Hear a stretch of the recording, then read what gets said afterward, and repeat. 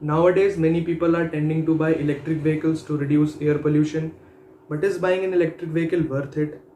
Well, according to me, it's not worth buying electric vehicles in the name of reducing air pollution, because 70% of total electricity produced in India and nearly 40% in the world comes from burning coal.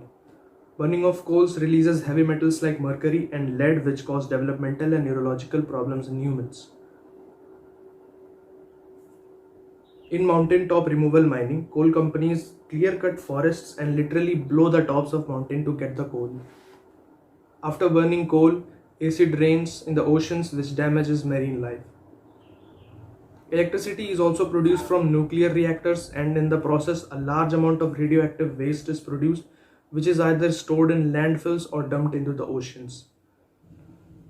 Spent nuclear fuel is not only radioactive but also contains extremely poisonous chemical elements like plutonium. It loses its harmfulness only slowly over several tens of thousands of years.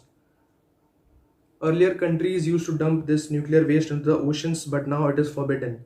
But still some countries do it illegally. I mean, who knows?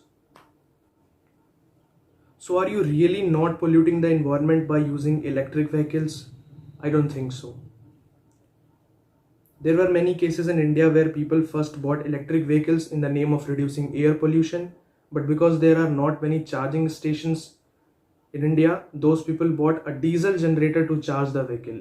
मतलब electric car खरीदने का मतलब ही क्या जब तुम diesel डाल के उसको चार्ज कर रहे हो. So what was the point of this video?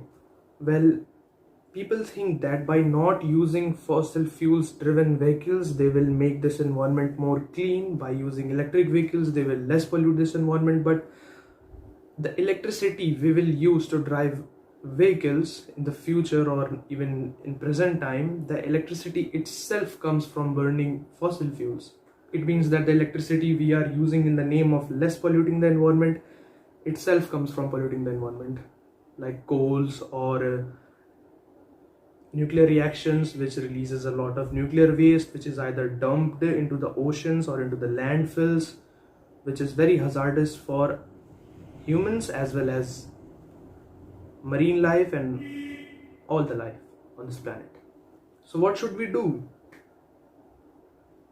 We should not use that source of electricity which comes from burning fossil fuels or by sources which pollute the environment. We should only use the electricity which comes from renewable sources like solar energy or wind energy. I know this stuff is very easy to say and very hard to achieve, but don't get tricked by the companies that you will make this environment clean by using electric vehicles, because still in India 70% of the electricity comes from burning coal, which is a lot.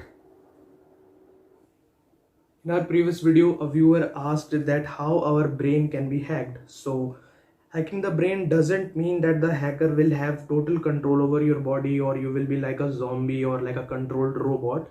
You will not become like a controlled robot. The device implanted in your brain will only have a limited access of your brain. It will just read the data from your brain but not control the brain. The device will just read electrical signals from your brain and then convert it into a computer readable language.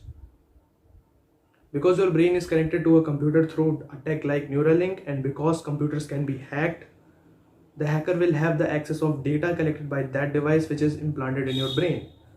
Don't worry, you won't be like a controlled robot, but any specific data collected by that device can be hacked.